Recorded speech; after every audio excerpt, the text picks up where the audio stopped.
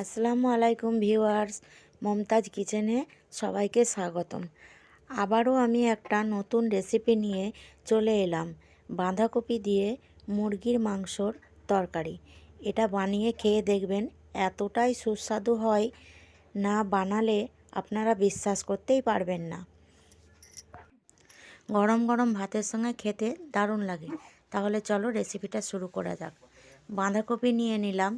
বাঁধাকপিটাকে ঝিরি করে কেটে প্রেসার কুকারে দিয়ে দিলাম।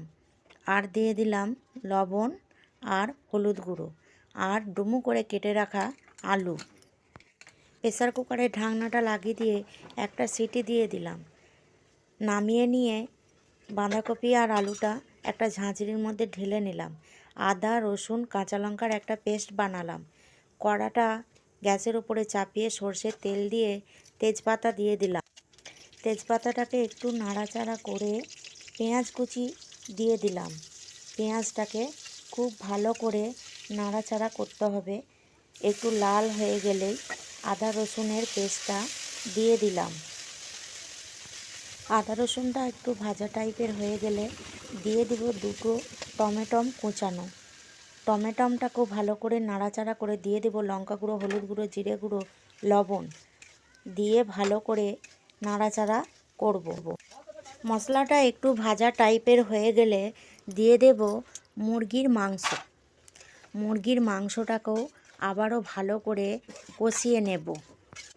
মুরগির মাংসটা একটু ভাজা টাইপের হয়ে গেলে দিয়ে দেব ভেজে রাখা 1 চামচ জিরে গুঁড়ো। ভালো করে আবারও নাড়াচাড়া করে দিয়ে দেব বাঁধাকপি আর আলু সেদ্ধ করাটা। আবারও ভালো করে বাঁধাকপি কষিয়ে নিতে হবে। কষিয়ে একটু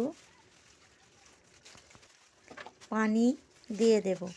পানি দিয়ে আবারও নাড়াচাড়া করব, করে একটা ঢাকনা দিয়ে দেব।